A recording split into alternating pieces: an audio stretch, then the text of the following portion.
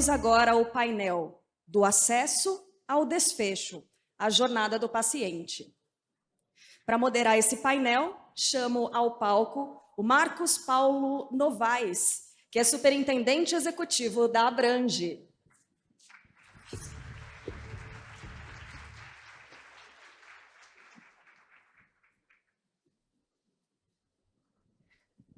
Também convido para compor o painel Maurício Nunes da Silva, diretor de desenvolvimento setorial da ANS.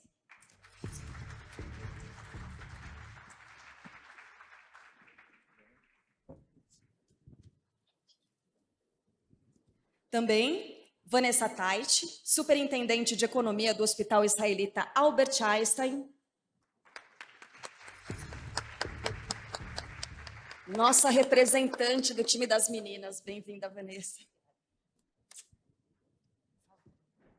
E também, encerrando aqui a nossa lista da chamada, Stephanie Stefani, oncologista presidente da ISPOR Capítulo Brasil.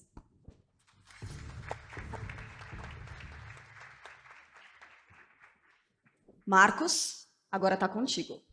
Certo. Obrigado, Carla. Obrigado a todos pela presença, por estar conosco aqui discutindo temas tão importantes, tão relevantes, ainda mais neste momento, né? Nesse momento pós-pandemia, em que a gente pode estar mais próximos, nos unir mais, estar juntos, discutindo temas que possam contribuir para o desenvolvimento desse nosso importante setor, um dos maiores setores da economia brasileira. O setor de saúde é um dos maiores setores da economia brasileira. Tirando o agronegócio, seria o maior empregador da economia brasileira também. Quer dizer, eu acho que a gente tem que ocupar o nosso espaço que é nada mais justo dentro dessas discussões no palco político, discussão técnica, operacional e de mercado. Bom, quero agradecer muito aqui a presença dos nossos painelistas, Maurício, diretor de desenvolvimento setorial da agência, da ANS, agradecer a Vanessa, agradecer também ao Stefan. E antes de passar a bola para ouvi-los um pouquinho, eu me programei aqui para falar assim, compartilhar com vocês, na verdade, uma experiência um pouco mais pessoal até, que tem muito a ver com jornada, tem muito a ver com aquilo que a gente faz todos os dias. E que, na verdade, é uma experiência pessoal, porque foi algo que aconteceu há 15 dias atrás com a minha mãe, que morava em São Paulo, meu pai aposentou, agora está no interior de Minas. Rapidamente, ela passou um mês quase com muitas dores nas pernas, chegou a vir me visitar, estava com dor na perna, reclamava um pouquinho, mas não procurava o médico. E aí, depois de um mês de dor na perna, procurou um médico na cidade onde ela mora. A cidade tem recursos, mas, claro, não os mesmos recursos que tem em São Paulo. E o médico pediu para fazer um exame de alta complexidade, um exame um pouco mais sofisticado. E esse exame demora um pouquinho mais para ser autorizado pela operadora, normal, natural, é um exame de alto custo, foi autorizado, foi feito, e o exame foi inconclusivo. Quer dizer, estou com muita dor na perna, mas não tenho nada, a princípio. Busca-se, então, um novo profissional de saúde. Vamos numa cidade um pouco maior, que tem um centro de referência melhor, um profissional mais qualificado para o tema. Leva-se aquele exame e o médico diz, olha, não dá para ver nada, porque realmente o pedido está errado, né? O exame precisava de o exame é exatamente esse, mas com um contraste diferente. E aí nós vamos ter que fazer um novo exame. E aí faz um novo pedido de exame. É natural que agora vai demorar mais um pouco para autorizar, né? Porque a gente está falando de fazer 2 exames quase idênticos no decorrer de uma semana. Teve autorização, faz o exame. E aí ela vai para uma cirurgia de urgência, porque já está com risco de trombose. Quer dizer, e aí no fundo, aqui, só para pontuar, o resultado foi o pior possível para o paciente, poderia ter sido, não correu o risco de uma trombose, né? E o resultado foi muito ruim, pelo menos para a operadora, e para que depois o beneficiário, que vai pagar essa conta também, invariavelmente, foi muito ruim, porque pagou 2 exames, sendo que só precisava de um. Quer dizer, olha essa jornada, né? Para um procedimento simples. A gente não está nem falando aqui de uma doença rara ou de qualquer outro tipo. Então, Quero passar a palavra aqui para o Dr. Stefan. Era só para, na verdade, jogar essa pimentinha ali do caso onde eu fiquei bastante como uma das pessoas que militam nesse setor. Eu fiquei bastante impressionado. Me perguntei, inclusive, se eventualmente a operadora, antes de autorizar um procedimento, talvez não faz sentido ela conversar com o médico para verificar o que ele queria, na verdade, diagnosticar, para saber se aquele exame era o certo, né?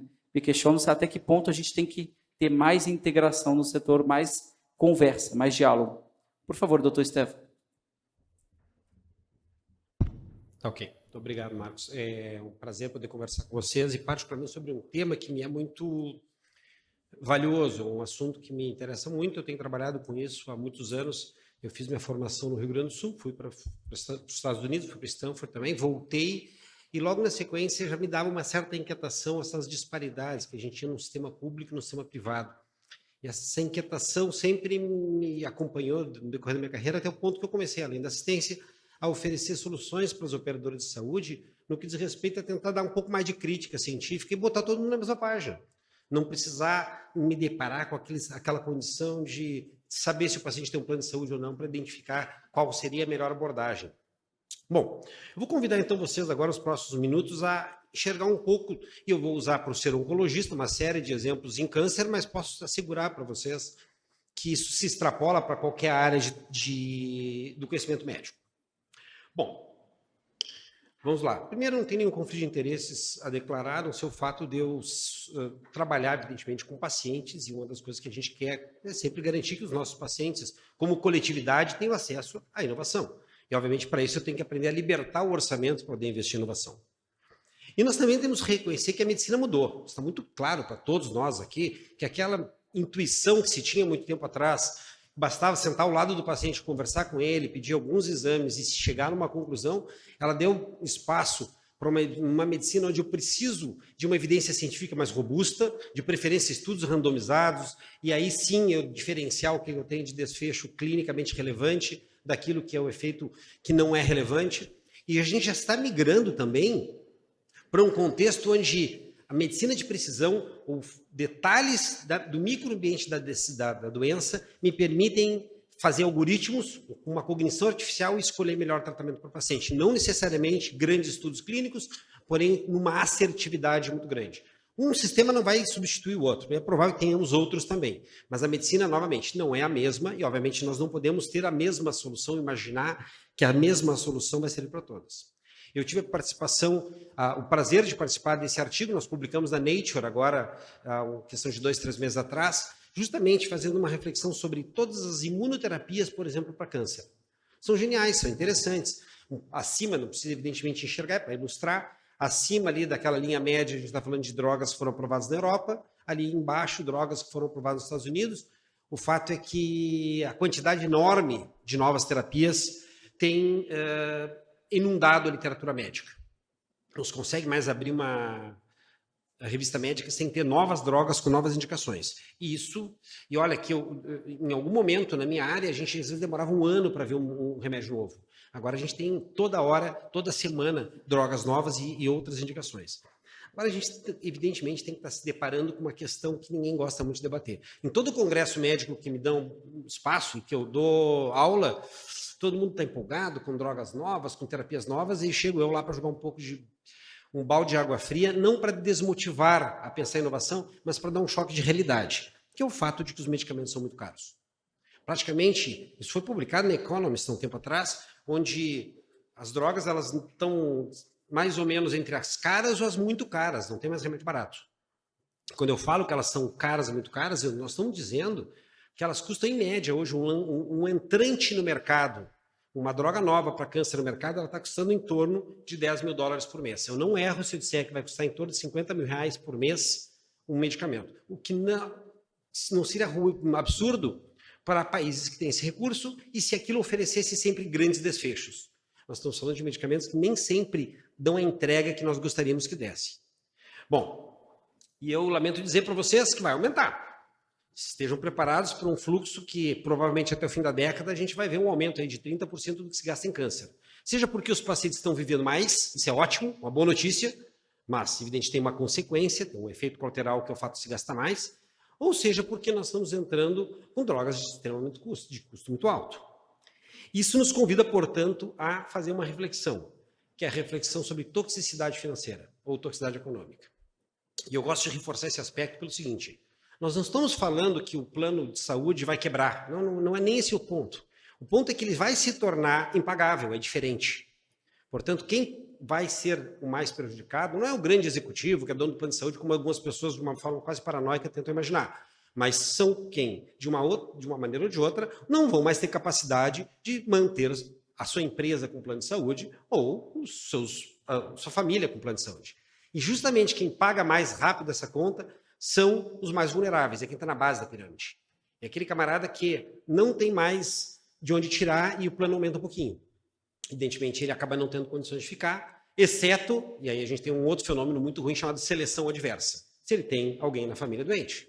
Tem 4 filhos e sai todo mundo do plano, fica só um. Não é o filho que ele mais gosta, é evidente. É o filho que deve ter asma, que deve ter um problema cardíaco, que deve ter alguma doença. Bom, também a gente gasta muita energia tentando descobrir de quem é a culpa, tá? Vamos ser bem realistas. Acho que todos os atores desse meio, e eu deixei no original em inglês para mostrar que é um fenômeno global, tem um componente de... Nós construímos um monstro, e agora a gente tem que embalar ele. Nós somos parte desse problema. O modelo de relacionamento talvez seja o principal defeito disso, onde uma grande instituição, um hospital, tem um paciente e ele vai lá e quebra a perna antes de sair. É péssimo para o paciente, é muito ruim para o plano de saúde também. Agora o hospital não é prestigiado, ele vai receber mais. Ele não foi prestigiado pelo melhor desempenho na maior parte das vezes pelo Brasil. São raros, aliás, as instituições que são prestigiadas pelo melhor desempenho. Elas são hoje remuneradas por quanto mais gasta, no modelo de fee for service que todos nós aqui sabemos que não é definitivamente um estimulador de eficiência.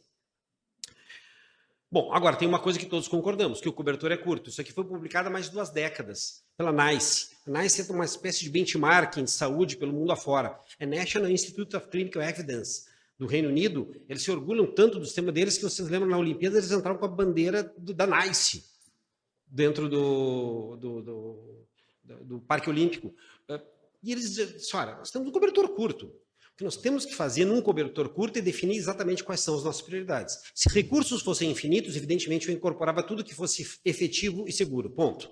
Não é. Portanto, eu tenho que definir quem vai ser a prioridade. E eu, no incorporar, eu tenho que criar estratégias também de desincorporação. E lembra, não adianta absolutamente nada eu desincorporar aquilo que já não é mais usado mesmo. Porque aquilo já não estava sendo gasto. E a maneira também de criar dispositivos para isso é olhar, e talvez seja uma fórmula muito usada para a gente chamar essa analogia de que, vamos combinar, se eu for olhar só o meu pedaço, olhar muito de perto o meu negócio, talvez eu não enxergue toda a fotografia. E eu preciso enxergar todo o aspecto. Eu preciso poder enxergar todas as estratégias e responder a tudo, seja prestador, seja o paciente, seja o hospital, e, aliás, talvez principalmente o paciente, sejam as indústrias farmacêuticas ou de devices que estão trazendo tecnologia, e aí poder chegar e, dentro da perspectiva de todos, trazer solução. Então, eu vou dar um exemplo prático, assim, na área de câncer que se foi proposto. Também um outro artigo foi publicado por gente que, por exemplo, o Dr. Paul Gosso, presidente da Sociedade Americana de Oncologia Clínica. E foi endereçado uma série de tarefas que nós, na América Latina, pudéssemos endereçar justamente para poder tentar controlar o aumento de custo em câncer, que foi um exemplo que foi trazido aqui. E aí, uma série de coisas definiram. Primeiro, vamos definir nossas prioridades, tá? Evidente, eu puxo a brasa para o meu assado aqui, porque câncer é uma doença presente e pode ser devastadora. Ela é muito emblemática, tem um impacto muito forte. Não há dúvida que toda a recomendação de fazer as análises de custo-efetividade são fundamentais. E eu vou explorar um pouco esse conceito também, para vocês entenderem o que eu quero dizer com análise de custo-efetividade, para não correr o risco de conceituar errado. Negociações coletivas, proposta global. Da mesma maneira que fazer fundos específicos, eventualmente para gastar na área ou para eventuais exceções. Tem um fundo que chegou no momento, quem está prestando o serviço vai compartilhar e vai enxergar quanto esse fundo está diminuindo. Nós temos que começar a abrir uma agenda dura para precificar remédios. Não dá para admitir que o medicamento custe $10 mil por mês, porque é assim, ponto. Que foi precificado assim, ponto. É muito confortável depois que ele foi registrado dessa forma. A gente tem que ir na raiz do negócio. E na raiz da discussão, dizer, olha, o modelo que hoje a gente adota, que é uma cesta de países, talvez não seja o melhor modelo para nós. Talvez seja a hora de dizer chega e vamos pensar em ver quanto que nós, como país, temos condições, estamos disponíveis para gastar para cada desfecho. Não há dúvida nenhuma também que biosimilares genéricos estão em todas as discussões técnicas hoje. Não tem evento científico hoje que não se abre espaço para discutir genéricos e biosimilares. Ora, eu tenho uma tecnologia que se prova cientificamente equivalente à marca original, eu tenho obrigação de verificar se ela preenche outros critérios, como entrega, como logística, que me permitam absorvê-la, uma vez que eu tenho evidência clínica suficientemente sólida para dizer que eu não vou perder o desfecho clínico.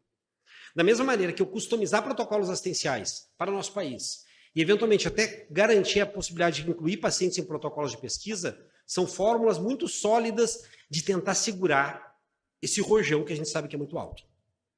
Mas vamos lá. Quando a gente vai fazer a discussão sobre farmacoeconomia, eu tenho também ter claro que, de um lado, eu tenho um recurso, inclusive aquele que eu deixo de gastar por um bom desfecho, inclusive da toxicidade, e do outro lado eu preciso definir quais são os desfechos que eu tenho disponível, tá bem? Então, primeira coisa que eu gostaria de solidificar com vocês, é muito sólido, muito claro que se eu tiver recurso infinito, tudo que tiver ao lado de lá do meu gráfico incorporaria-se. Basta ser efetivo e consistente. Só que isso não acontece. Na prática, eles vêm ou mais caros ou mais baratos. Incomum que a nova tecnologia, que é mais efetiva, seja mais barata. Quando isso acontecer, nós chamamos de dominante. E se ela é dominante, eu tenho que me jogar de cabeça, porque eu estou economizando dinheiro. A maioria das vezes a tecnologia está naquele quadrante da direita em cima, que ela é mais efetiva, mas ela é mais cara. O que nós temos que decidir, como instituição, como país, como população, é quanto que eu estou disposto a gastar para mudar um desfecho. Não basta dizer que ela é custo-efetiva, ponto, então eu vou incorporar. Não, ela pode ser... Eu não tenho nem definido quanto que é o limiar de custo-efetividade. Eu tenho que dizer quanto que seria isso, então. Me perguntam muito, aliás, quando pedem as consultorias, vale a pena, doutor? Isso depende de quanto é que vai custar a pena. Porque se ela vai me oferecer grandes desfechos e muito barato, obviamente ela vale a pena.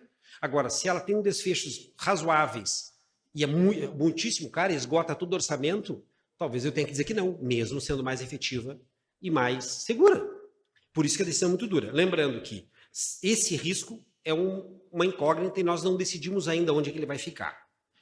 E também lembrando e reforçando que se ele tiver esse quadrante, é mais barato e mais efetivo, bom, aí obviamente eu tenho que... Aqui é fácil decidir. Tá? E digo mais, eu tenho que mudar a percepção de que basta mudar 1 mês de vida, 2 meses de vida, 1 ano de vida. Eu tenho que ajustar isso para a qualidade de vida. Quando eu não priorizo as principais tecnologias, eu perco saúde da população, da coletividade da população, porque se perde o que nós chamamos de QALY, que é o Quality Adjusted Life Year. E olha que interessante.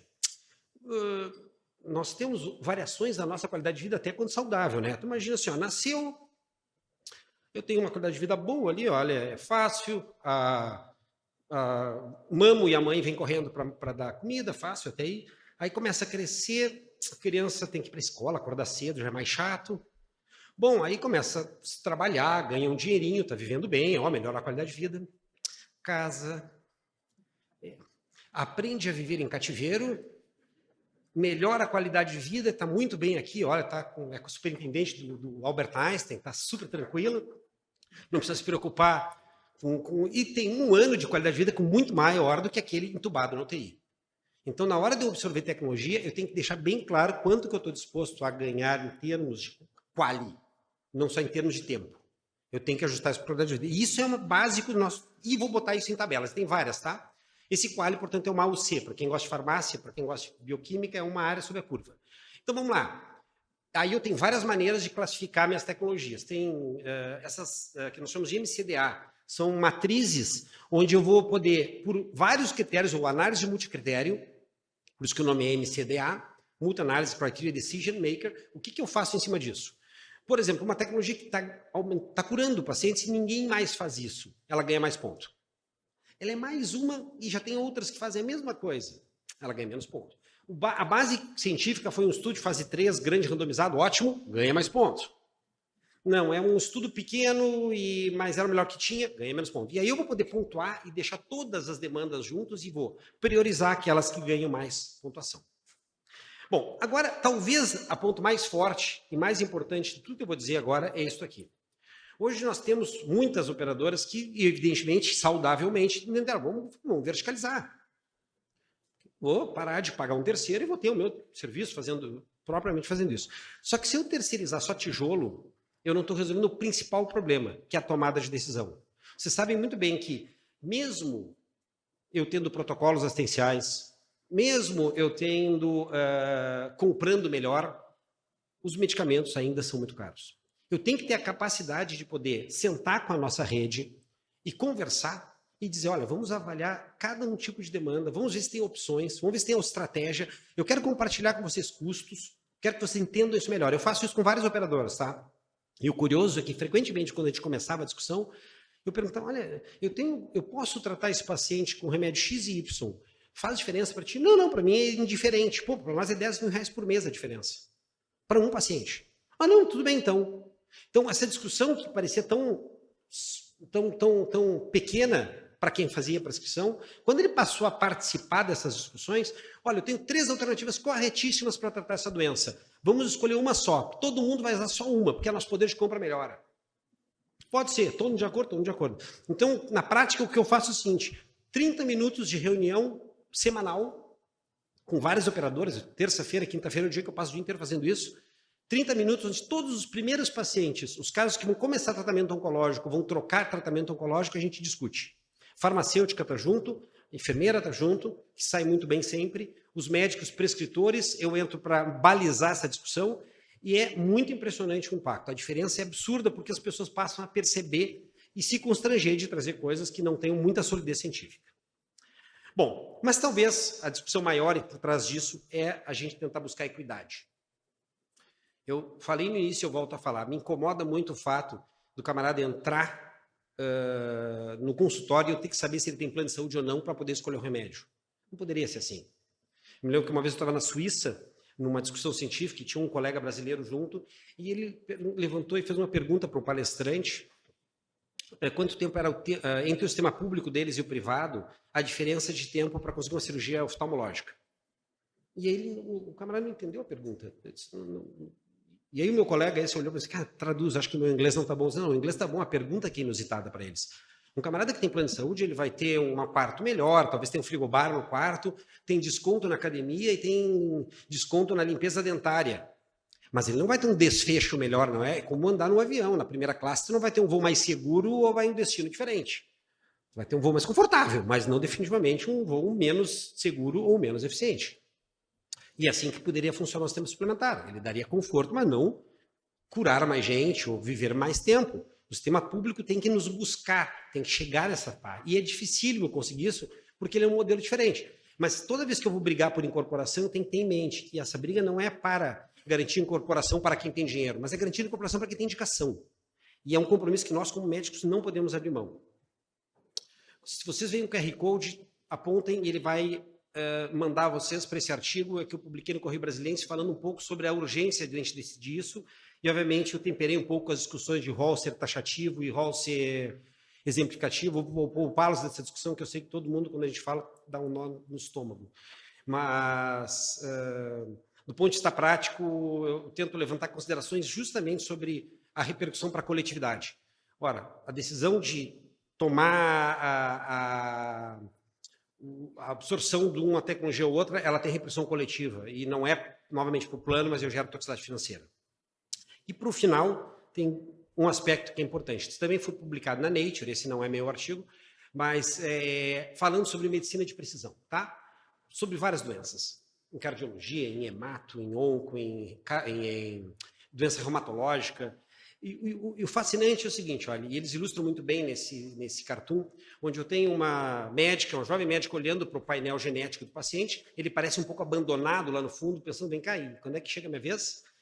E tem um aspecto muito duro que não é mencionado aqui, que se eu não considerar a necessidade de aspectos fenotípicos, portanto, acesso, capacidade de pagar pelo tratamento, se o paciente tem deslocamento adequado, tem acesso na cidade dele, eu não estou fazendo medicina personalizada. Só saber que ele tem uma mutação e não perguntar se ele tem capacidade de pagar pelo medicamento, ou se a mensalidade dele não vai ficar impagável por isso, eu não estou fazendo medicina de precisão. Eu só estou contando que eu li um artigo na última New England, mas não estou necessariamente garantindo solução para o nosso paciente.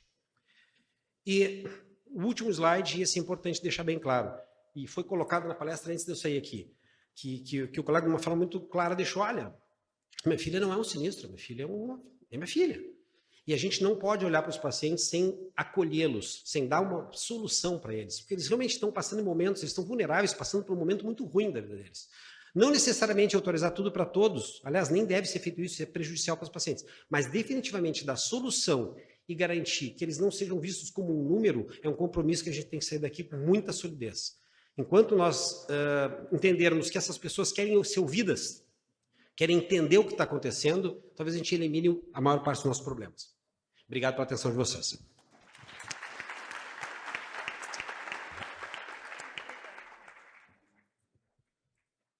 Bom, como economista e que acompanha, que fica, na verdade, de olho nesses números do setor, olhando carteiras, olhando desempenho, até acrescentaria um pouco ali, doutor Stefani, de que, bom, diferente de outros setores, né, quando a gente está construindo um carro, por exemplo, eu consigo colocar máximo de conforto nele e, no final, colocar uma margem em cima e vender. Né? Uma Ferrari, você enche de conforto, coloca um baita motor, faz um negócio altamente exclusivo, coloco minha margem que seja qual o percentual e vendo.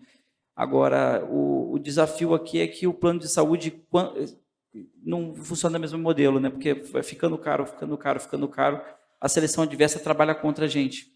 E é exatamente aquele ponto que você colocou, né? Fica aquele que está mais doente. Aquele que doente fica dentro daquele produto, fica dentro daquele agrupamento, e aí a ciranda gira, é um ciclo vicioso e que pode levar o setor, assim, à insustentabilidade completa. Muito importante, interessante. Obrigado, doutor Stefano. Chama agora a Vanessa. Vanessa, por favor.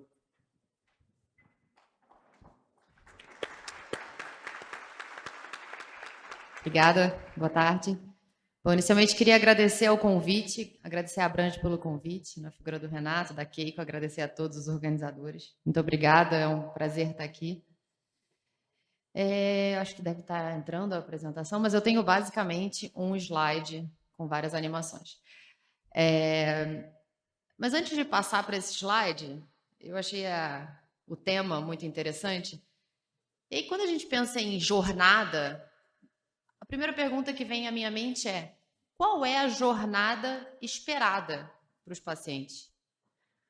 Porque a sensação que eu tenho é que muitas vezes essa jornada não está definida. E aí, como é que fica claro se a jornada está sendo seguida? Uma vez que a gente não definiu qual ela deveria ser. E aí, quando a gente pensa em acesso... Opa, acho que eu fiz alguma coisa errada aqui. Calma aí. E não, é que o seu está aqui, né? Ô, Stefano, eu já estou... O passador, acho que... Está com você, Marcos? Não, não vou para cá. Desculpa. Muito obrigada.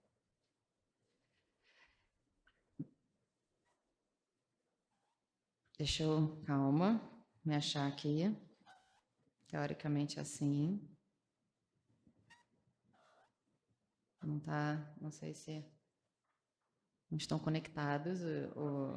Foi? Foi, boa. Aí.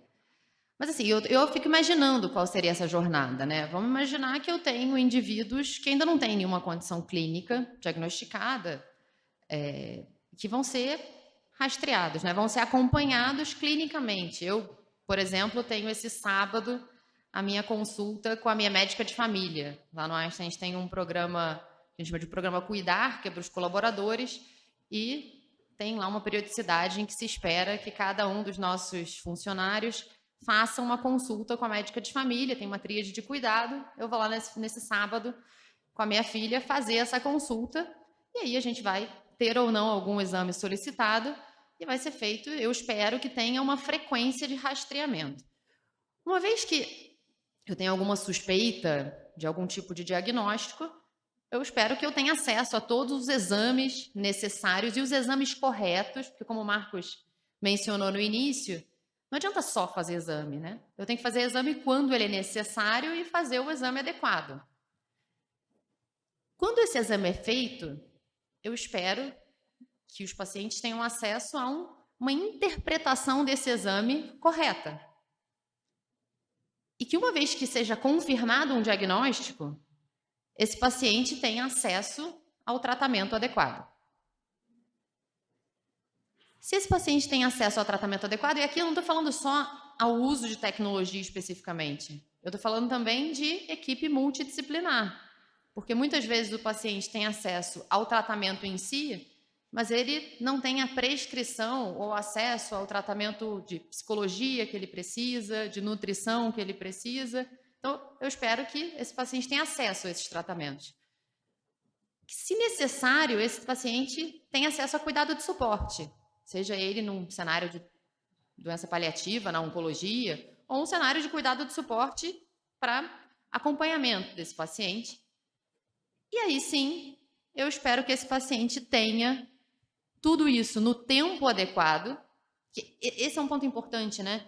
A gente viu durante a pandemia, no Einstein a gente tem uma rede de prestadores e a gente tem, considerando os hospitais, hoje 2 hospitais privados, um em São Paulo, um em Goiânia, e a gente tem 3 hospitais públicos, 2 deles já eram geridos pelo Einstein durante a pandemia, 2 aqui no município de São Paulo, que é o Hospital M. Boi-Mirim, o Hospital Municipal Vila Santa Catarina, e agora um hospital em Aparecida de Goiânia.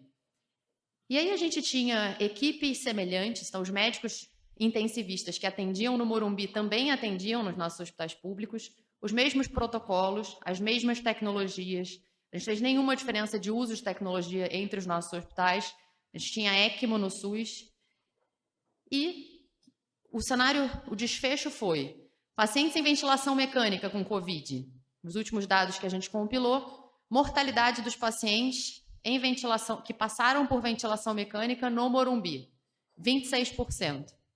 Mortalidade dos pacientes que passaram por ventilação mecânica nos nossos hospitais públicos, entre 53% e 56%.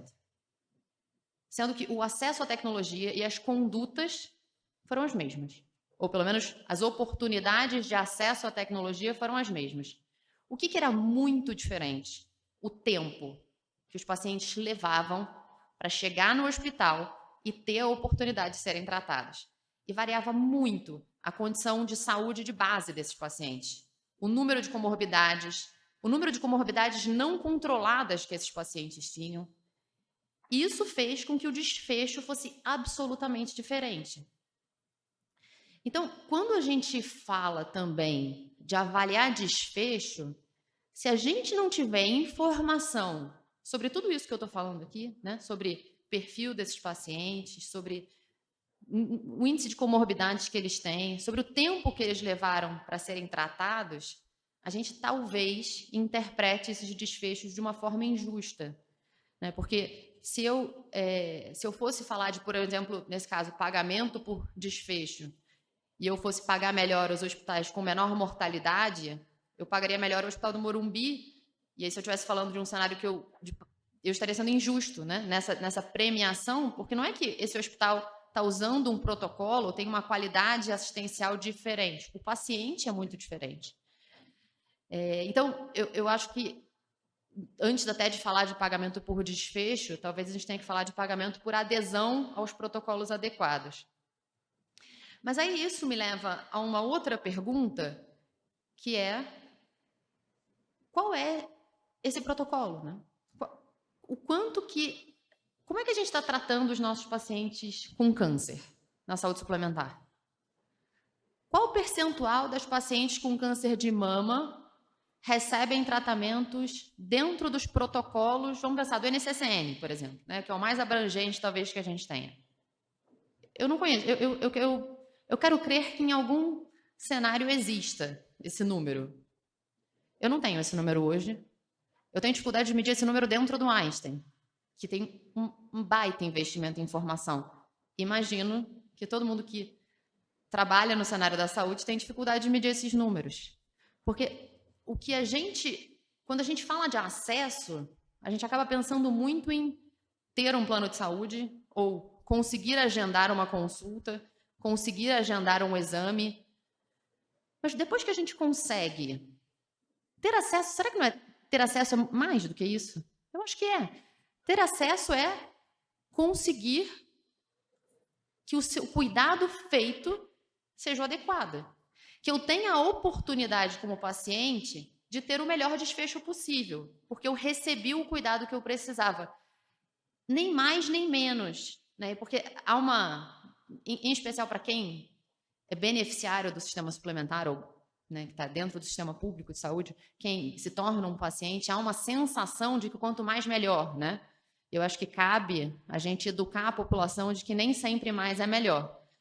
Mas eu espero que o paciente tenha acesso a tudo o que é necessário para oferecer um cuidado adequado, para que ele tenha a oportunidade de ter um desfecho, o melhor desfecho possível. E aí, se a gente for falar em medir desfecho, talvez tenham outros fatores aí que influenciem isso também, né? Que hoje a gente tem muito pouca informação, que é estilo de vida e os determinantes sociais de saúde. Então, aqui a gente está falando de nível socioeconômico, que são questões que influenciam o desfecho. E aí eu vou trazer um exemplo também, e aí, aproveitando, o Marcos trouxe um exemplo da família, não é um exemplo da minha família, mas é um exemplo na oncologia. E aí, como eu sou engenheira, eu vou ser absolutamente superficial no caso, né? Você imagina, Stefan. Mas eu escutei esse caso numa aula que a gente teve essa semana, internamente. O caso foi o seguinte, é uma paciente diagnosticada com câncer de pulmão. Então, ela teve acesso ao exame diagnóstico, foi feito o diagnóstico, e o médico que avaliou o caso inicialmente considerou que o tumor dela era irressecável. Então, ela não tinha possibilidade de fazer cirurgia, começou um tratamento com imuno, fizeram um exame de imagem, diagnosticaram que houve uma progressão da doença, trocaram o tratamento e falaram para essa paciente que ela ia ter que passar por um cuidado paliativo, que já não tinha mais possibilidade de cura do câncer dela. Ela naturalmente ficou muito abalada com a notícia, foi procurar uma segunda opinião. E ela acabou chegando num médico na instituição que fez uma reavaliação do caso e ele falou, olha, na minha avaliação é ressecável a doença. Então, é uma cirurgia complexa, mas eu acho que dá para operar. A gente tem que pedir a opinião de um cirurgião especialista. E mais, olhando a sua imagem, eu discordo que tenha acontecido progressão. Eu não teria trocado o tratamento. A minha sugestão é que opere. E foi isso que aconteceu. O paciente operou com um especialista, fez um exame de imagem recente, não existe, não dá para ver tumor na imagem. Agora a discussão é se ela vai precisar continuar com algum tratamento sistêmico ou não. Então vejam, essa paciente saiu de um cenário doença paliativa para um cenário de potencial cura. Foi porque ela teve acesso à tecnologia nova? Não foi. Não foi um problema de incorporação tecnológica. Foi um problema de conduta terapêutica, de interpretação do exame. E aí, isso me liga a uma outra discussão que eu tive essa semana também com um médico, o diretor médico do City of Hope, que é um hospital parceiro nosso na Califórnia. Eu não conhecia isso, eu até tenho que me aprofundar um pouco mais nessa notícia, eu fiquei sabendo ontem disso, mas ele falou que passou uma lei nos Estados Unidos que diz que todos os pacientes que tenham o diagnóstico de câncer precisam ter uma segunda opinião por um centro de referência acreditado pelo NCI, pelo National Cancer Institute. O que não significa que esse paciente tenha que ser tratado nesse centro. Mas ele minimamente tem que ter o caso dele reavaliado por um médico especialista. E eu achei muito interessante o que o Stefan falou, porque esse tipo de prática, se ele acontecesse no cenário da saúde suplementar de uma forma mais ampla, provavelmente a gente teria menos casos como esses, né? No caso em que os especialistas se reúnem para discutir os casos, discutir a interpretação do diagnóstico e discutir a conduta terapêutica. E aí, bom, então esse caso me deixou muito impressionada, mas ele é provavelmente um caso que acontece o tempo todo e que talvez muitas vezes a gente nem saiba que poderia ter tido uma conduta diferente, né? E aí isso me leva a uma quase provocação de que a gente precisa ter informação de como a gente trata os pacientes. Eu não estou dizendo que é fácil, não é fácil na realidade que eu vivo, que é uma realidade muito particular dentro do Einstein, que tem muito investimento em sistema e informação. Então, eu sei que não é uma realidade fácil, mas é necessário, porque senão a gente não sabe nem onde mexer, assim, onde a gente tem excesso de utilização Onde a gente tem falta de utilização? Se a gente não tiver dados sobre como a gente trata os pacientes, a gente não vai saber onde a gente pode eliminar recurso que está sendo usado em excesso sem prejudicar os pacientes.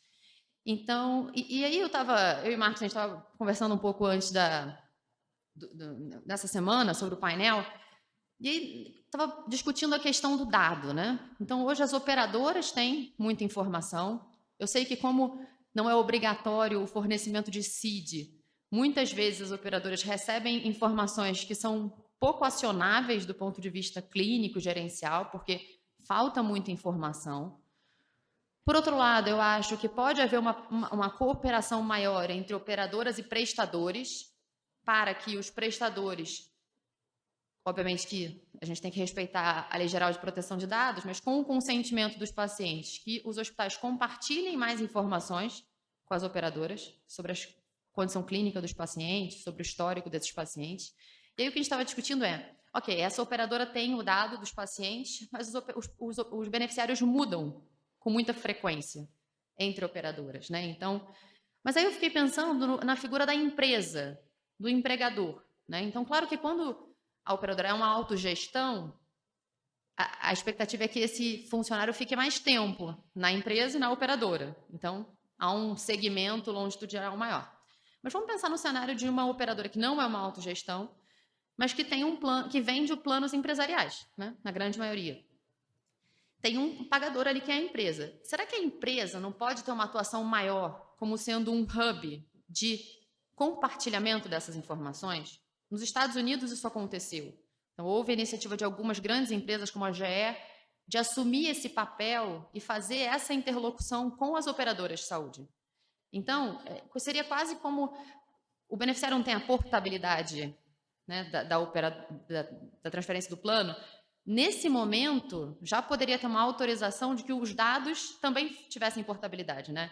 Eu poderia ser autorizado a transferir esses dados para a empresa e a empresa compartilhar com a nova operadora. Fico pensando se, enfim, eu não vi isso ser implementado, não sei se existe algo já nesse sentido, mas eu acho que é um ator importante que acaba hoje participando pouco ainda desse processo de uso dos dados e de gestão dessa carteira.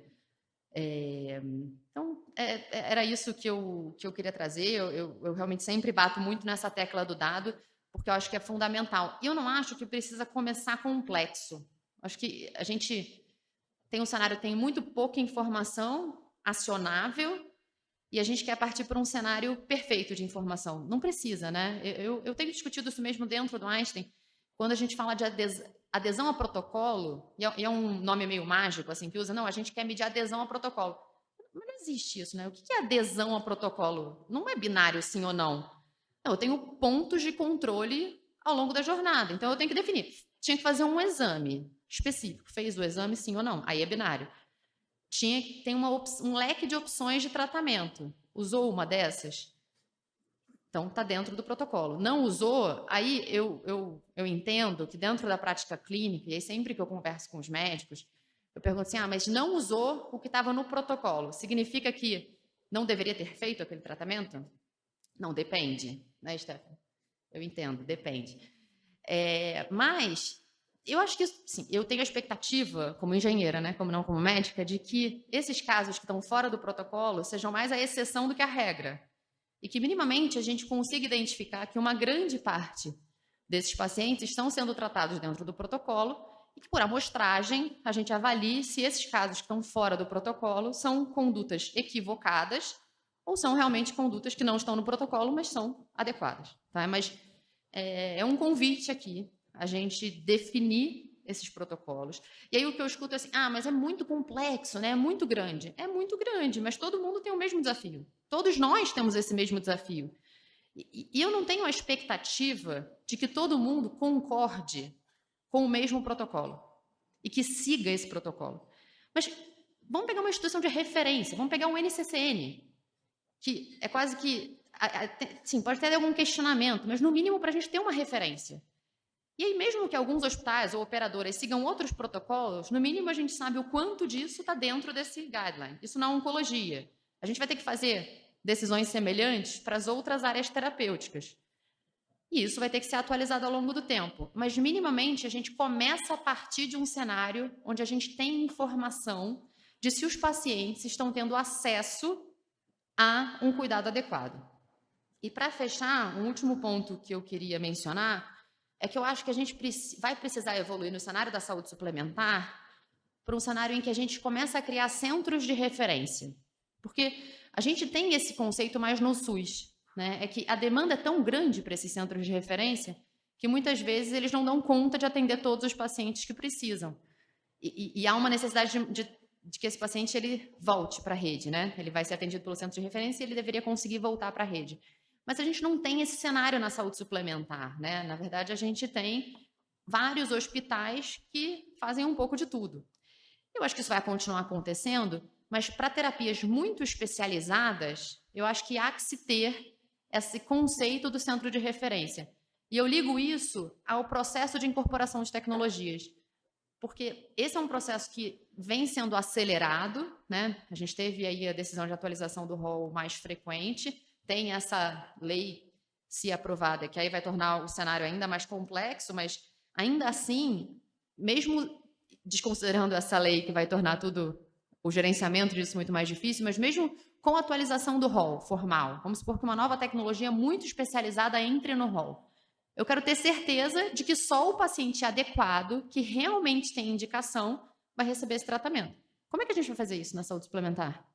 A gente tem que pensar numa forma de viabilizar uma avaliação técnica que garanta que só os pacientes adequados recebam esses tratamentos. Hoje, eu entendo que isso é feito via auditoria, né? É uma possibilidade. Mas a gente poderia pensar nessa mesma ideia que está sendo pensada nos Estados Unidos, né? Talvez a gente tenha alguns centros que façam a avaliação do que está sendo prescrito por outros. Não é fácil, é complexo, mas pode ser importante para garantir que os pacientes tenham um cuidado adequado e que não haja uma superutilização dessas tecnologias que são super especializadas e que têm alto custo. Então, são aqui ideias ou provocações para a nossa discussão. Eu agradeço pela atenção de vocês e fico à disposição para perguntas. Muito obrigada.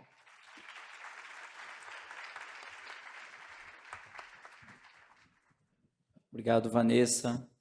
Bom, acho que vários pontos que vocês tocaram aqui, acesso é só o início, né, da discussão. Não parece, não é, aparentemente, pelas discussões que a gente teve com o rol, parecia que o acesso ele era o início e o fim, né? Deu acesso, resolveu o problema. Bom, vimos o tanto de questões que temos que resolver. Acesso é só o início.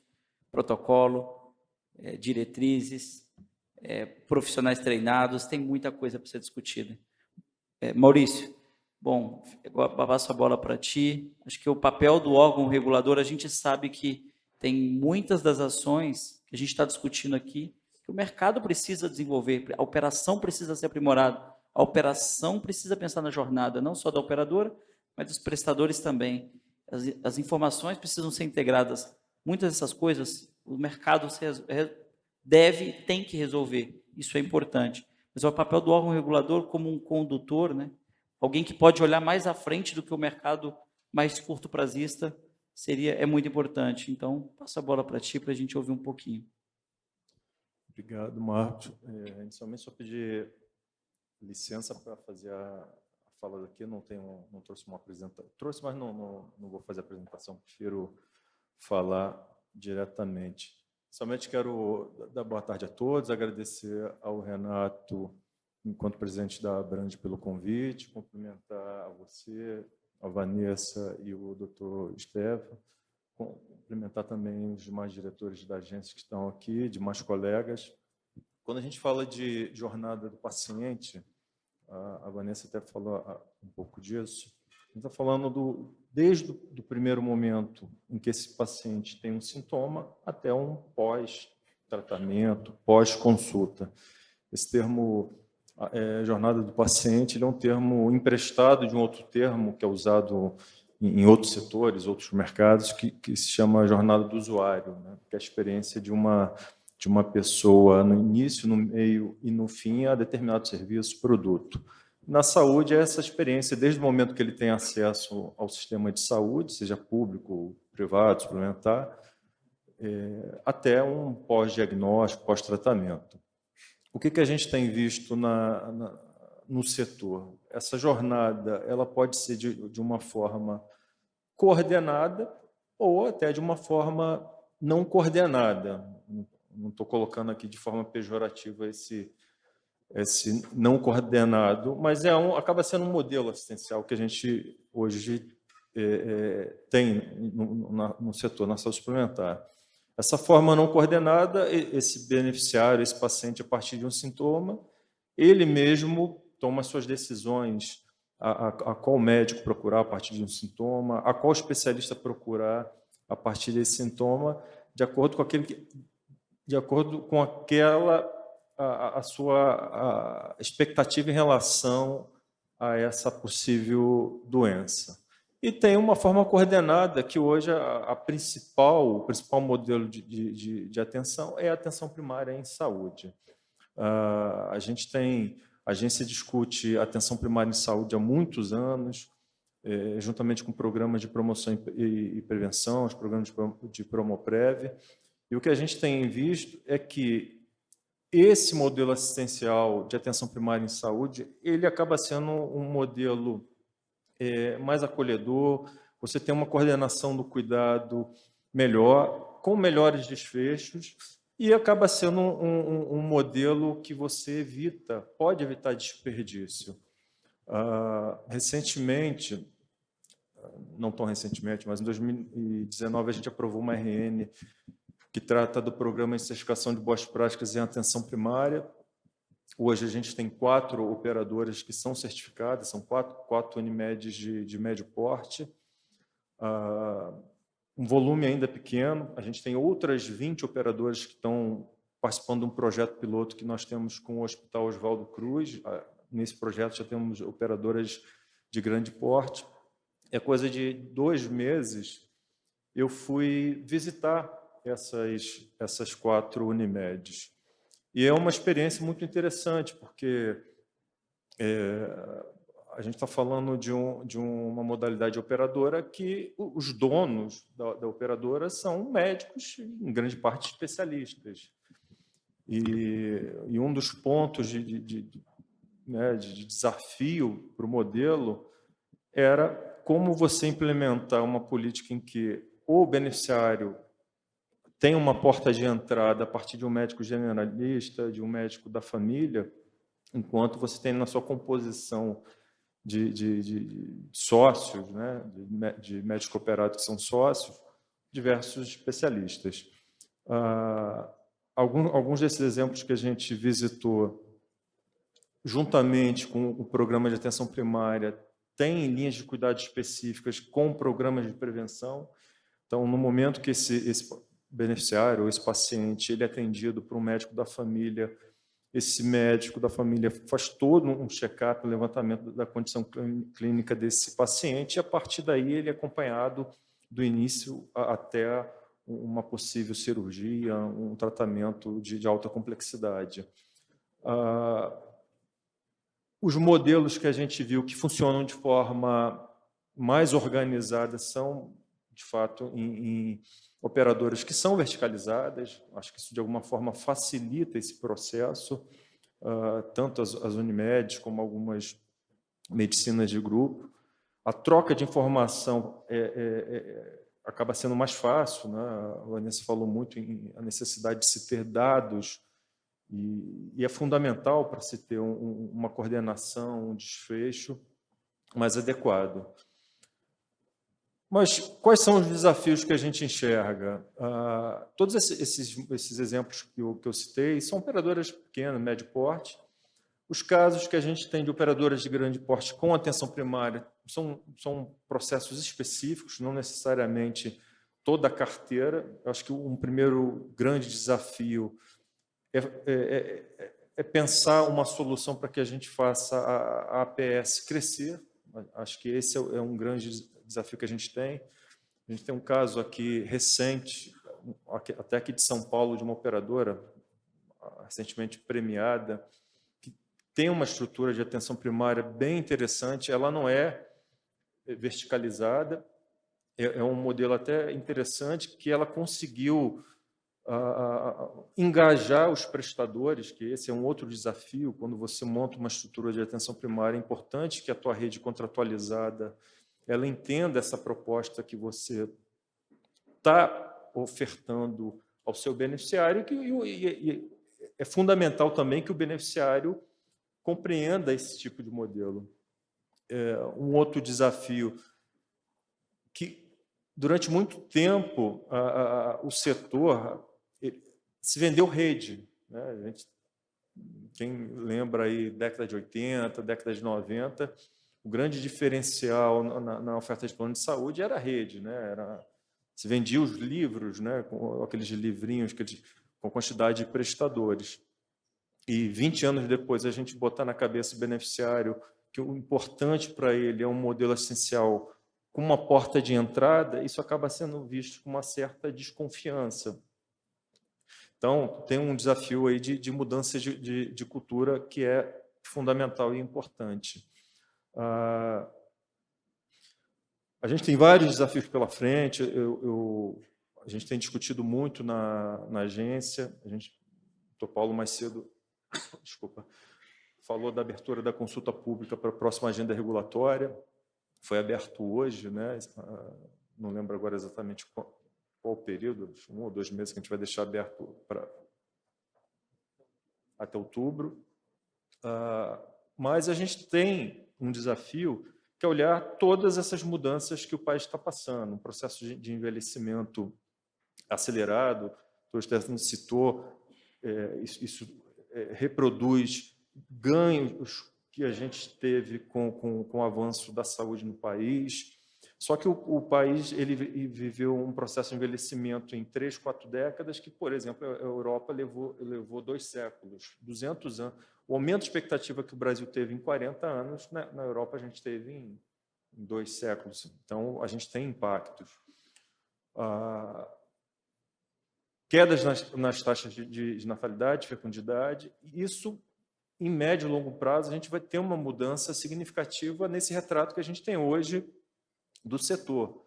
Quando a gente faz uma fotografia da saúde suplementar, olhando para os contratos, a gente tem 70% de contratos coletivos empresariais, 12% de contratos individuais e 18% de contratos coletivos por adesão.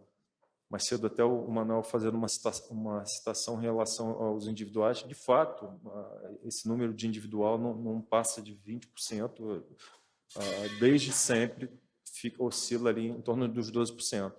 Só que esses 70%, quando a gente olha, né, esses 33 milhões de beneficiários, por exemplo, 11% estão na indústria. Com o processo de envelhecimento, as pessoas se aposentando, as pessoas saindo do mercado de trabalho. E, por outro lado, você tendo menos pessoas entrando, menos pessoas economicamente ativas, então a gente vai ter uma mudança importante. Então, a gente tem discutido algumas alternativas para que seja um setor sustentável, seja um setor eficaz, efetivo e que dê, de fato, o resultado que o beneficiário espera. A atenção primária, eu acho que é um caminho, a gente acredita muito, tanto é que a gente fez uma certificação para essas operadoras, a gente tem induzido por meio de bônus no IDSS, que é o principal indicador da agência. Então, medidas como uma coordenação desse cuidado, juntamente com programas de promoção e prevenção, citando de novo, Vanessa, como a gente olha hoje para o aumento de doenças crônicas não transmissíveis, a gente tem variáveis que são modificáveis e aquelas não modificáveis. Não modificáveis, a questão genética, idade, sexo, e aquelas que podem ser modificadas, que estão relacionadas à condição de vida. Uma alimentação inadequada, falta de atividade física. Então, acho que pensar, de fato, para esse caminho, esse tipo de solução, pode ser um diferencial. Se a gente não começar, de fato, a buscar essas alternativas, a gente pode, lá na frente, ter um cenário um pouco mais complexo complicado. A gente está no meio de uma discussão de rol taxativo, exemplificativo, já está numa etapa aqui de aprovação pelo presidente da República.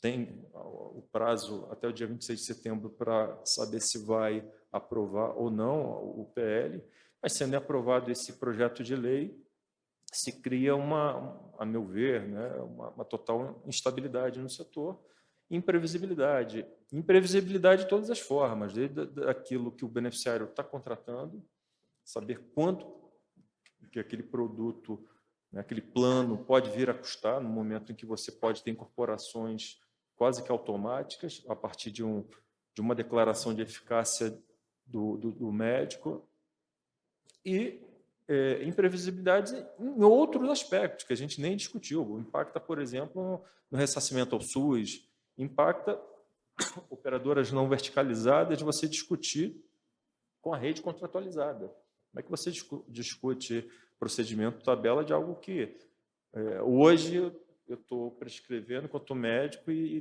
tem que ser coberto porque a lei permitiu. Então, quando se fala em jornada do paciente, a mensagem que eu quero deixar aqui é a atenção primária é um caminho que pode ser ajudar o setor e principalmente ajudar os beneficiários. Então, uma mensagem que eu queria passar, coloco aqui à disposição para as perguntas e mais uma vez agradecer o convite. Obrigado, Marcos.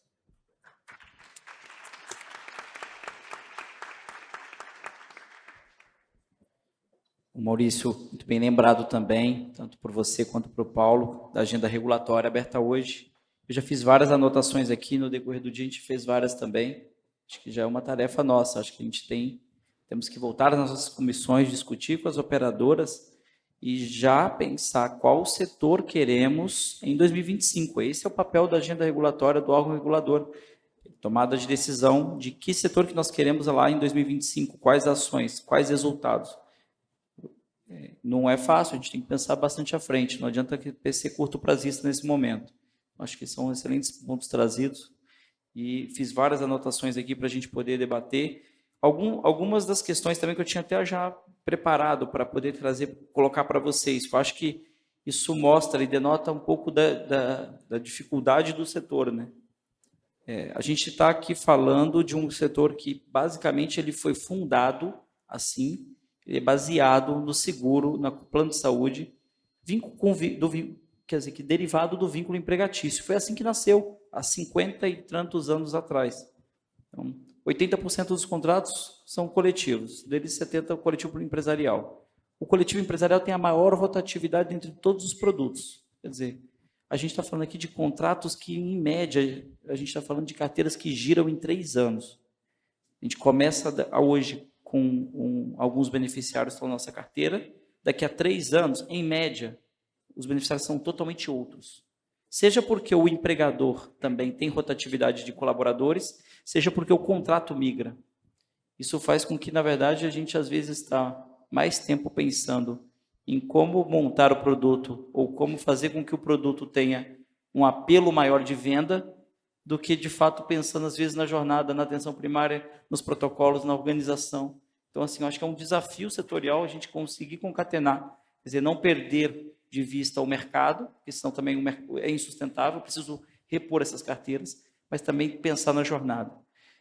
Bom, já separando aqui alguns pontos para trazer também para Stefan, para Vanessa, e não precisem se limitar a eles também, fiquem à vontade para comentar o que vocês também colocaram, acho que são pontos, foram trazidos vários deles, mas um deles era, bom, o tema do rol está muito em voga, né? Então, e a ATS, avaliação de tecnologia, também. E aí eu fiquei com uma curiosidade aqui, porque a gente falou muito em protocolo, o Stefan, você, Vanessa, falou muito de centro de referência, como uma forma de guiar, né? Assistência, porque o acesso pode ser garantido, mas necessariamente tem que ser guiado. A minha dúvida é, será que o processo de avaliação de tecnologia, que vai definir se entra ou não entra, e se entrou com uma diretriz de utilização, será que essa diretriz pode ser adotada como um protocolo? Quer dizer, a gente pode nos basear nela, poderia ser bem específica para ser a base, ou de fato não, olha, ela é uma diretriz geral, a gente ainda assim tem que discutir protocolos dentro das instituições mais específicos? Quer dizer, será que a questão que eu colocaria é bem da amplitude dessa ATS no início? Será que ela poderia solucionar algo mais específico para frente? Então, Marcos, assim, olha, não há dúvida nenhuma de que desenhar protocolo, às vezes, ela é meio banalizado o conceito. As pessoas, olha, faz protocolo, está tudo resolvido. Olha, posso assegurar que não é assim. Primeiro, pela dinâmica. Quando a gente acaba de fazer, ele já tem que ser renovado, porque as tecnologias vão mudando. Segundo, eu tenho que ter coragem de botar num protocolo as questões de, puxa, se eu tenho 2 ou 3 alternativas terapêuticas convenientes e pertinentes, escolha aquela que tenha menos dano econômico. Porque, novamente, eu estou protegendo o paciente da toxicidade financeira. Bom, tu tem que ter um terceiro ator nessa jogada do protocolo para verificar se ele não acaba sendo para guardar na gaveta. É muito frequente. Se não, tem protocolo, a gente segue o protocolo aqui, a gente segue mas o protocolo é muito inclusivo. Talvez um dos exemplos mais clássicos assim, para câncer é um chamado NCCN, tá? Que é um network de hospitais privados dos Estados Unidos que descrevem os protocolos assistenciais e as operadoras lá, elas tendem a pagar aquilo que está nesse protocolo. Mas tem tudo ali.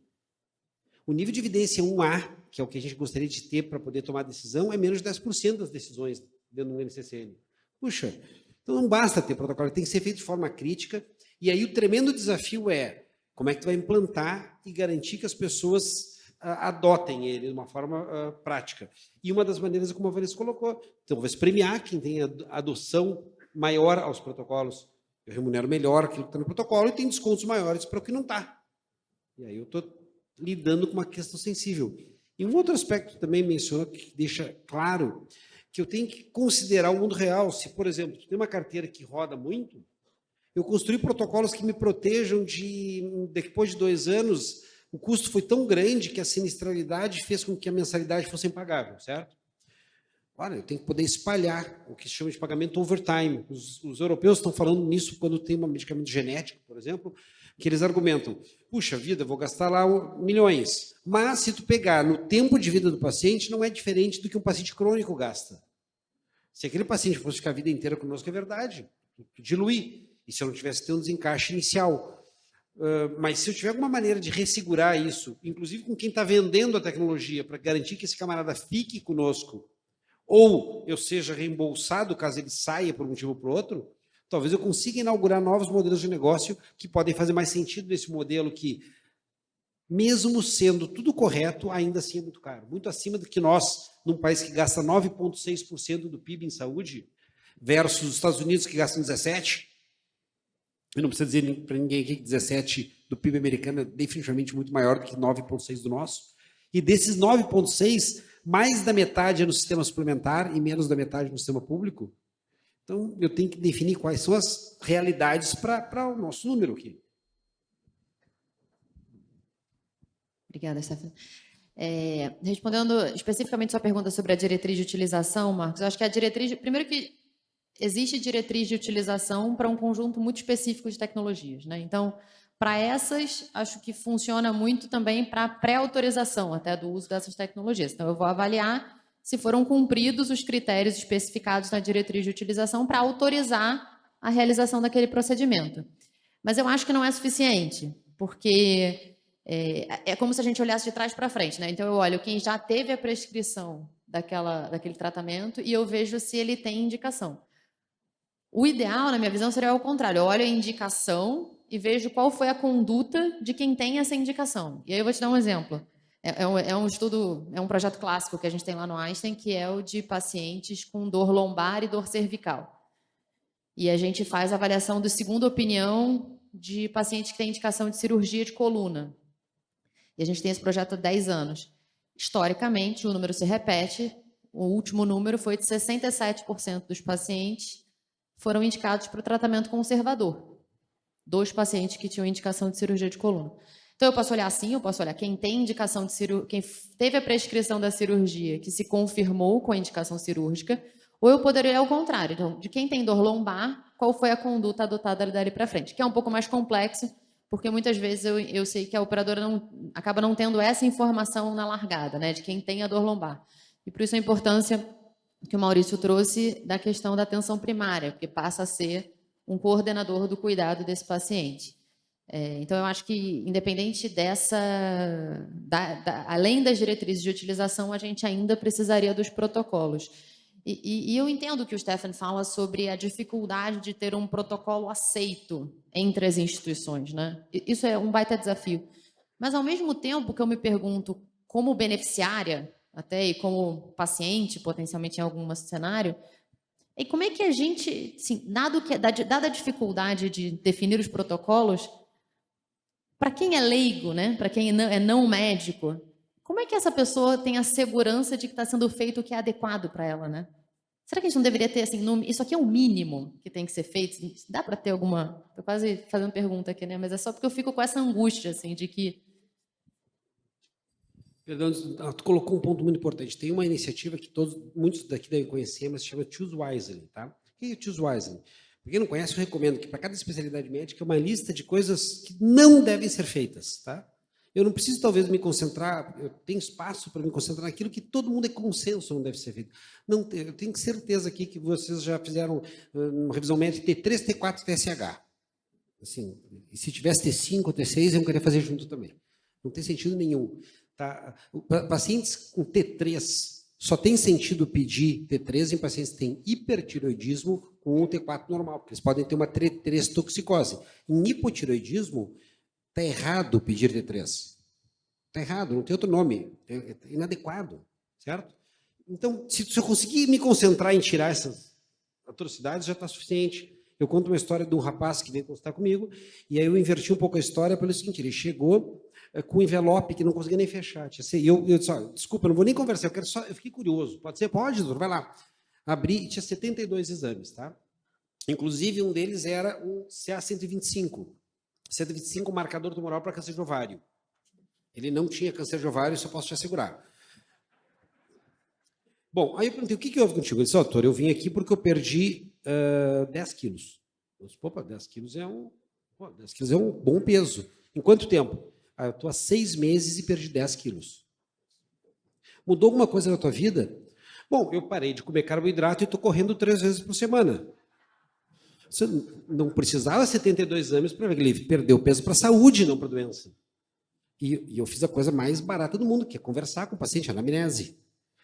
Então, se eu conseguir criar um dispositivo, mas o que acontece? Às vezes eu não posso negar. Eu te confesso que naquele dia eu telefonei para minha colega, era um paciente da cooperativa, eu liguei para minha colega, minha amiga, aliás, eu sou médico de um parente dela, eu disse, você pagaram 625 para um cara? E sem contar com um monte de outra coisa, zincos e cobres. Não tem sentido nenhum. E é consenso que não deve ser feito. Mas não tem como negar. E é pouco. Não, mas não é pouco. Em todos os pacientes que fazem isso está errado. Então, para começar, vamos começar a filtrar aquilo que todo mundo concorda que não tem sentido. Bom, aí depois nós vamos para uma discussão um pouco mais dura, que é, tá bem, vamos pegar aquilo que tem sentido e vamos decidir qual vai ser a nossa prioridade, qual é o que oferece mais ganho pela mesma unidade monetária. Essa é mais complexa. E aí, eu volto a dizer, antes de ser feito o pedido. Depois que é emitida uma guia, vocês sabem como é complexo, quem trabalha na operação aqui sabe como é difícil. Foi emitida uma guia, o paciente tem uma missão de vida de sair com aquela guia autorizada, certo?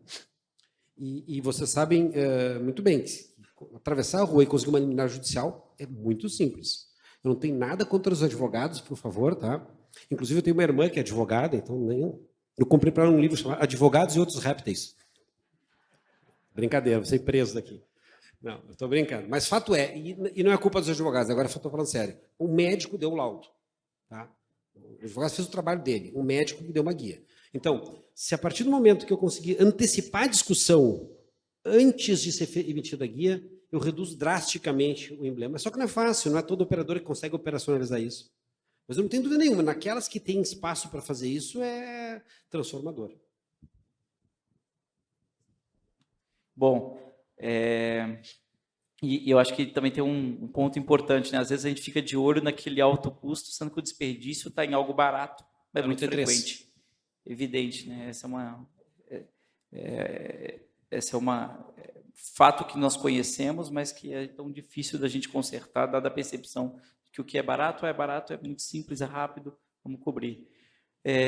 Bom, Maurício, um ponto que a gente também já tinha separado aqui para a gente falar, principal, na verdade, ele está diretamente relacionado a essa nossa capacidade de entregar uma melhor jornada sem conhecer o histórico de saúde. Quer dizer, qual é a capacidade hoje de uma operadora entregar a jornada, dado que ela não conhece as informações? Acho que primeiro vem um grande dever de casa, que é conhecer as informações daquele que é o beneficiário que está dentro da operadora, que já também não é simples. Parte daí, não temos todas as informações, a própria Vanessa colocou aqui, que muitas vezes você não tem nem CID. Você autoriza procedimentos única e exclusivamente com um pedido simples. Mas, para além disso, a gente ainda tem que fazer com que a informação circule no sistema. A gente sabe também que talvez essa poderia ser uma tarefa não diria uma tarefa eminente de regulador, né? Acho que o mercado teria capacidade de se autorresolver, mas provável que ele consiga fazê-lo se ele tiver uma liderança do órgão. Você vislumbra isso? Eu confesso aqui também que eu ainda não consegui abrir os itens da agenda regulatória. Então, se tiver lá, peço já desculpas de antemão, mas você consegue vislumbrar isso, quer dizer, com o avanço do que a agência já avançou. Foi um grande avanço em relação à TIS, por exemplo, no decorrer das últimas décadas. A gente saiu de um padrão onde trocava-se papel para troca-se dados, ainda que não são os melhores, a gente já avançou muito. Mas será que você consegue vislumbrar também o órgão regulador ajudando a que o dado transite no sistema, induzindo melhor prática, algo do gênero? Marcos, aí tem alguns pontos, algumas questões que precisam ser colocadas. A primeira delas é a LGPD. A agência ela discute padronização, troca de informação já há muitos anos, né? A TIS começou a ser discutida na agência desde 2005, 2006. Depois de consolidada, a gente criou a TUS, né? Padronizou a terminologia, e hoje é uma informação de envio obrigatório pelas operadoras à agência. E são informações que vêm da rede da operadora. Então, de alguma forma, internamente, ela tem como ter conhecimento da saúde populacional, né, da sua carteira. Tem um repositório nacional, também vem sendo discutido há muitos anos. A gente começou a discutir como a discussão do prontuário eletrônico de saúde, depois isso se tornou a discussão do RES, que é o Registro Eletrônico de Saúde, e agora, atualmente, a gente está discutindo no âmbito da RNDS, da Rede Nacional de Dados em Saúde. Mas essa discussão desse repositório é para o beneficiário, não só para o beneficiário, porque a RNDS vai pegar também dados do sistema público. A agência, no caso da agência, ela entra com dados da TIS. A gente tem um conjunto mínimo de dados que a gente tem que fornecer, até por força de um decreto. Então, a ideia é que o beneficiário, o paciente, o cidadão, ele tenha os seus dados de saúde. Em algum lugar ele possa acessar esses dados.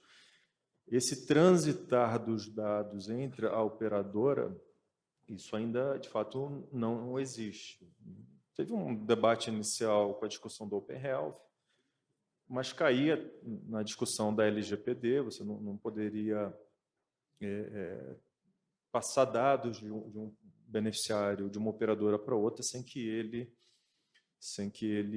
autorize, até porque são dados sensíveis, enfim, tem limitações legais. Mas é algo que está no radar. A gente debate muito sobre isso. Acho que em algum momento a gente vai ter que avançar. A Vanessa deu até uma sugestão que eu achei até bem interessante, na portabilidade, ele autorizar. Enfim, é um caminho, mas hoje a gente não tem como fazer isso. Agora, internamente, as operadoras fazem esse acompanhamento das suas carteiras, conseguem ter resultados interessantes. Esse exemplo que eu dei das operadoras que já têm programas de atenção primária em saúde, que de fato fazem a coordenação do cuidado. E aqui eu abro até um parênteses, a gente tem casos de operadoras que registram produtos com a atenção primária e com a porta de entrada obrigatória. O beneficiário necessariamente é obrigada a passar por um médico generalista, por um médico da família. Mas tem casos de operadoras que não obrigam. E a gente tem um exemplo interessante, também aqui de São Paulo, que tem uma estrutura de atenção primária muito bem organizada. Não é obrigatória a passagem do beneficiário pelo médico da família, mas hoje o programa tem uma adesão superior a 90% da carteira. Uma operadora de pequeno porte, mas mesmo assim a gente está falando de 92% desses beneficiários que optam em fazer o acompanhamento com o médico da família. Agora, respondendo objetivamente a tua pergunta, hoje a gente não tem essa previsão, mas é algo que, em algum momento, a agência, junto com o Ministério, vai ter que se debruçar, né? Bom, a gente já está partindo também para as nossas palavras finais. Acho que só, antes delas, eu gostaria de compartilhar bem rapidamente aqui um pouco de visão e como que a gente comunica mal, né?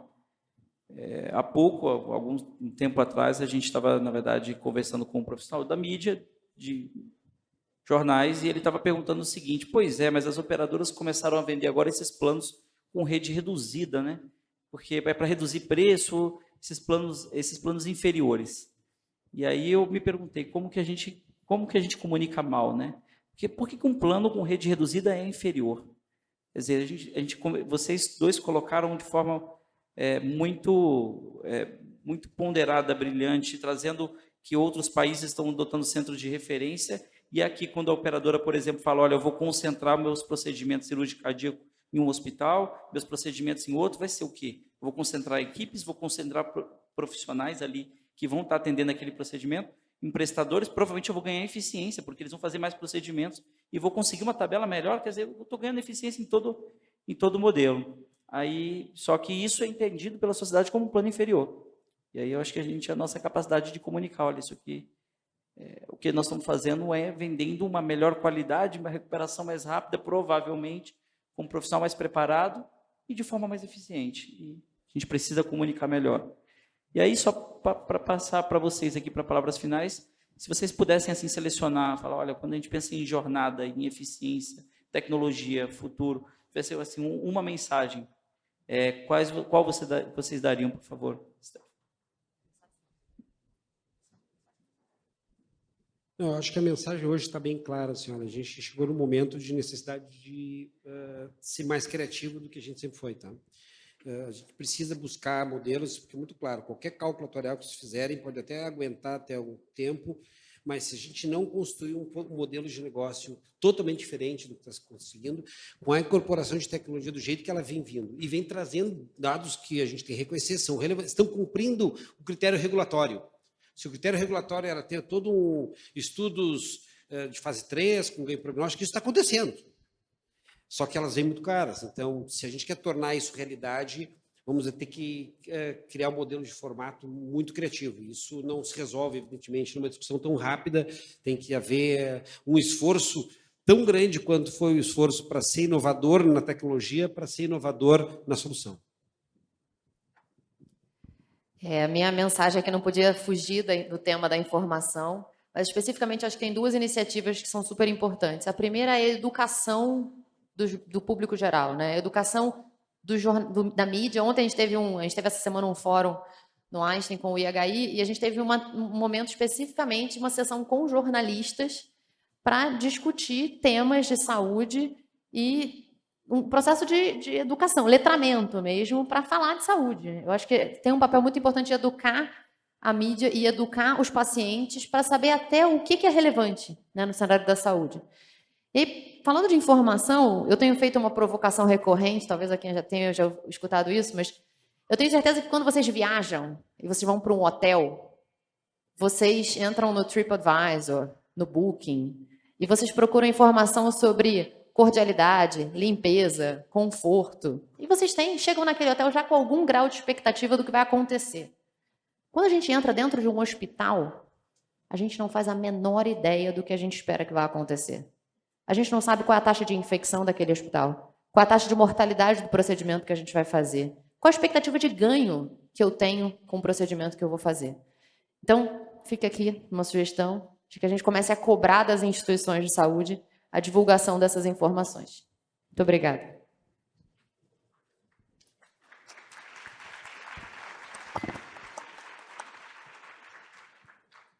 Vou pegar um gancho na fala da Vanessa, e aí a gente tem um programa, que é o CIO, de qualidade, de indicadores de qualidade hospitalar, que é o CIOSP, e de livre adesão. É fundamental a participação dos hospitais. Então, fica aqui a mensagem para que os hospitais participem. Mas, para finalizar, 3 pontos. Um é que invistam em atenção primária, conheçam a saúde da população, da carteira de vocês e, por fim, reitero aqui que participem da nossa agenda regulatória. É fundamental a participação dos entes regulados nesse processo de construção das regras, das normas. É fundamental a visão de vocês. Muito obrigado.